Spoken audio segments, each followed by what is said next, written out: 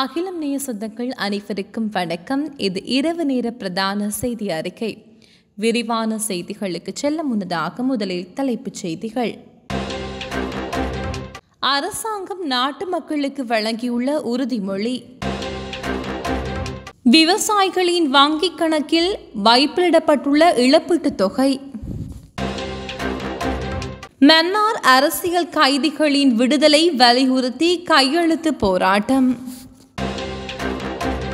கிளப்பில் முன்னாள் அமைச்சர் வெறியாட்டம்.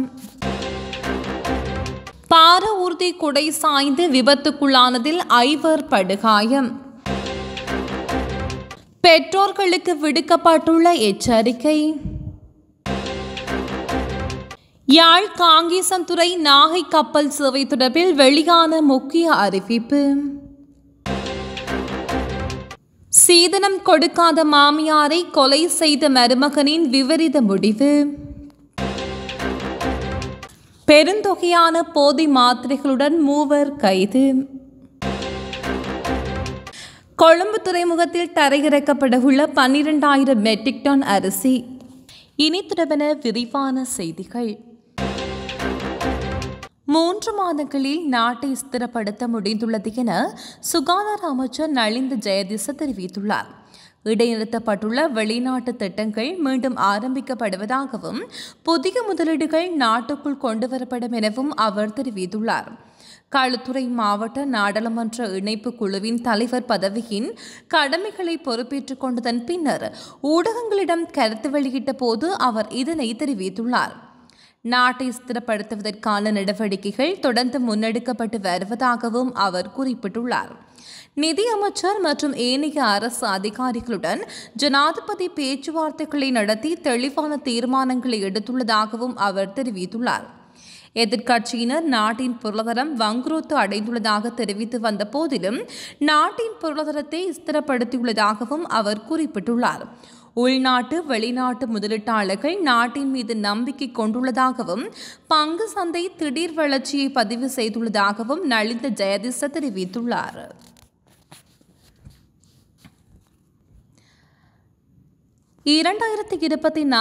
ஆண்டுக்கான சிறுபோகத்தில் வெள்ளம், வறட்சி மற்றும் காட்டு யானை தாக்குதலினால் ஏற்பட்ட பயிர்ச்சேதங்கள் தொடர்பாக இழப்பீடுகள் குறித்து விவசாய மற்றும் கமநல காப்புறுதி சபை அறிக்கை ஒன்றை விடுத்துள்ளது.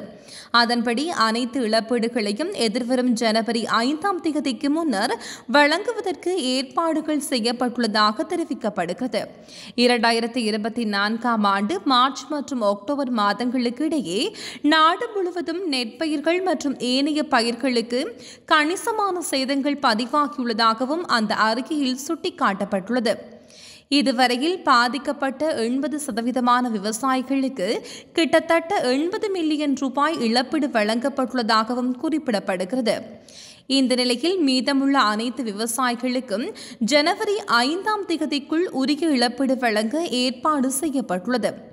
விவசாயிகளின் வங்கிக் கணக்கில் நேரடியாக இழப்பீட்டுத் தொகையை வரவு வைப்பதற்கான ஏற்பாடுகள் செய்யப்பட்டதுடன் மிக கவனமாகவும் வெளிப்படைத்தன்மையுடனும் இழப்பீடு வழங்க நடவடிக்கை மேற்கொள்ளப்பட்டுள்ளதாக அந்த அறிக்கையில் சுட்டிக்காட்டப்பட்டுள்ளது.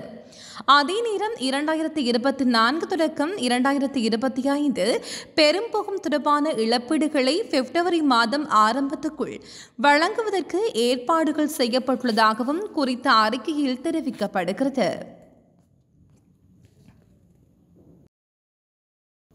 மன்னாரில் அரசியல் கைதிகளின் விடுதலையை வலியுறுத்தி கையெழுத்து போராட்டம் ஒன்று இடம்பெற்றுள்ளது. குறித்த போராட்டமானது இன்று காலை போராளிகள் நலன்புரி சங்கத்தின் ஏற்பாட்டில் மன்னார் பேருந்து தரிப்பிடத்தின் முன்பாக நடைபெறவுள்ளது.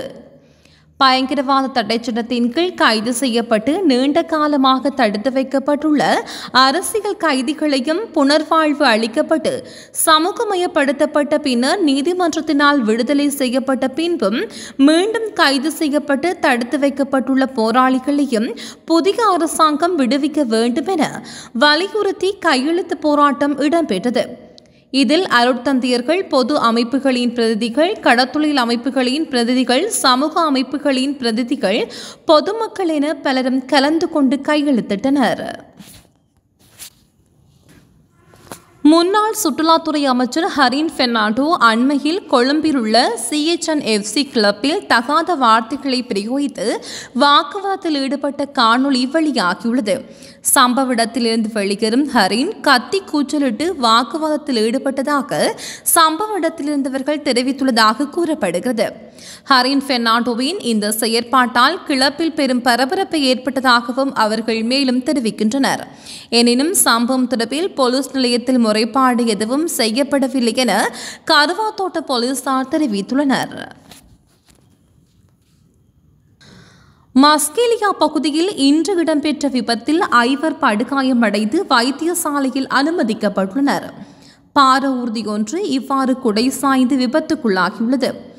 இன்று முற்பகல் 11:35 மணியளவில் நல்ல தண்ணி மஸ்கெலியா பிரதான வீதியில் பிரவுன்லோ தோட்டம் முத்துமாரியம்மன் ஆலய பகுதியில் சுமார் 10 அடி பள்ளத்தில் குறித்த பார ஊர்தி குடை சாய்ந்து விபத்துக்குள்ளாகியுள்ளது. ராகலை பகுதியில் இருந்து சிவனொளி பாதமலைக்கு சென்று தரிசனம் செய்துவிட்டு மீண்டும் திரும்புகையில் இந்த விபத்து நேர்ந்துள்ளது. விபத்துக்குள்ளான பார ஊர்தியில் பயணித்த 3 சிறார்கள், பெண் மற்றும் ஆண் ஒருவர் என 5 காயமடைந்த நிலையில் மஸ்கெலியா மாவட்ட வைத்தியசாலையில் அனுமதிக்கப்பட்டு சிகிச்சை பெற்று வருகிறார்கள் என மஸ்கெலியா போலீஸ் நிலைய பொறுப்பதிகாரி தெரிவித்துள்ளார். பிள்ளைகள் பட்டாசு கொளுத்தும் பொழுது விசேட அவதானம் செலுத்துமாறு பெற்றோருக்கு மருத்துவர்கள் அறிவுறுத்தல் விடுத்துள்ளனர். பட்டாசு தொடர்பான விபத்துகளின் எண்ணிக்கை கணிசமான அளவு அதிகரித்துள்ளதாக தெரிவிக்கப்படுகிறது. கொழும்பு சீமாட்டி ரிச்வி வைத்தியசாலையின் சிறுவநல நிபுணர் மருத்துவர் வைத்தியர் தீபால் பெரேரா இது தொடர்பில் கவனம் வெளியிட்டுள்ளார். மதுபானம் உள்ளிட்ட போதைப் பொருட்களை பயன்படுத்தும் பெற்றோரினால் விபத்துகள் ஏற்படக்கூடும் எனவும் எச்சரிக்கை விடுக்கப்பட்டுள்ளது. குறிப்பாக மது போதையுடன் வாகனம் செலுத்துவதாலும் வீட்டு வன்முறைகளினாலும் விபத்துகள் அசம்பாவிதங்கள் ஏற்படக்கூடிய அபாயம் காணப்படுவதாக எச்சரிக்கை விடுக்கப்பட்டுள்ளது. இவ்வாறான சம்பவங்களை தடுப்பதற்கு போதிய அளவு அவதானத்துடனும் விழிப்புணர்வுடனும் செயல்பட வேண்டியது அவசியமானது எனவும் சுட்டிக்காட்டப்பட்டுள்ளது.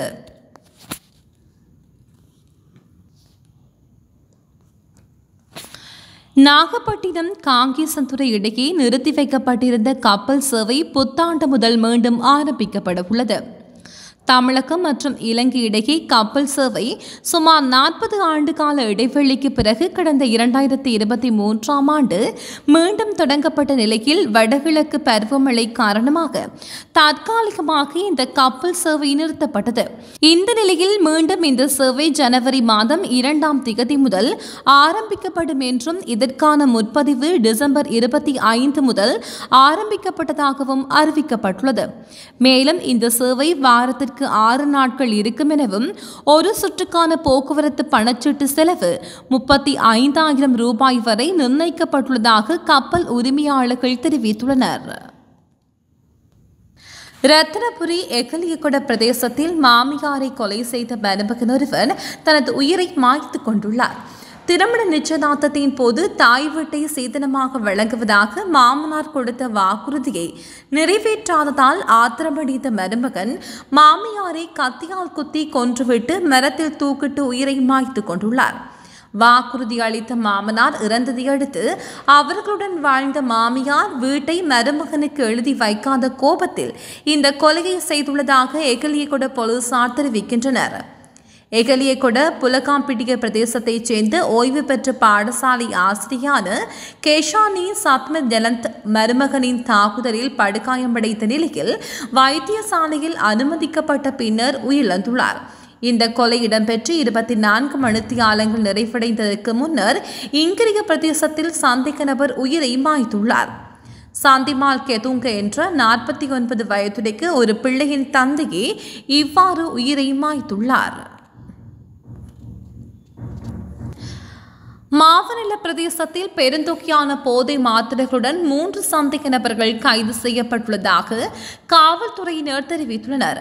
மாவநில காவல்துறையினருக்கு கிடைத்த தகவலின் அடிப்படையில் முன்னெடுக்கப்பட்ட சுற்றிவளைப்பில் சந்தேக நபர்கள் 3 மாவநில ஹிந்தித்தனிய மயானத்திற்கு அருகே கைது செய்யப்பட்டுள்ளனர். இதன்போது 8100 போதை மாத்திரைகள் சந்தேக நபர்கள் வந்த வேன் மற்றும் மோட்டார் சைக்கிள் என்பனவும் காவல்துறையினரால் கைப்பற்றப்பட்டுள்ளதாக தெரிவிக்கப்படுகிறது. கைது செய்யப்பட்ட சந்தேக நபர்களில் ஒருவர் கொழும்பில் இருந்து போதை மாத்திரைகளுடன் வேனில் வந்து மோட்டார் சைக்கிளில் பிரவேசித்த 2 சந்தேக நபர்களுக்கு விற்பனை செய்து கொண்டிருந்த போதே இந்த கைது இடம்பெற்றுள்ளது. கைது செய்யப்பட்ட சந்தேக நபர்கள் 22 வயது, 24 வயது மற்றும் 25 வயதுடைய மாவனல்ல பிரதேசத்தைச் சேர்ந்தவர்கள் எனவும் தெரிய வந்துள்ளது. 12,000 மெட்ரிக் டன் அரிசி கொழும்பு துறைமுகத்தில் தரையிறக்கப்பட உள்ளதாக இலங்கை சுங்கம் தெரிவித்துள்ளது. இலங்கை சுங்கத்தின் பேச்சாளர் ஒருவர் இதனை தெரிவித்துள்ளார்.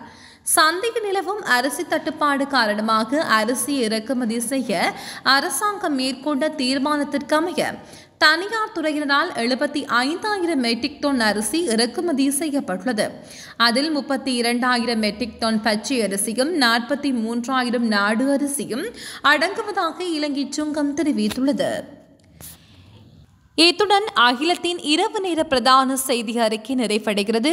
செய்திகளை உடனுக்குடன் அறிந்து கொள்ள அகிலம் நியூஸுடன் இணைந்திருங்கள்.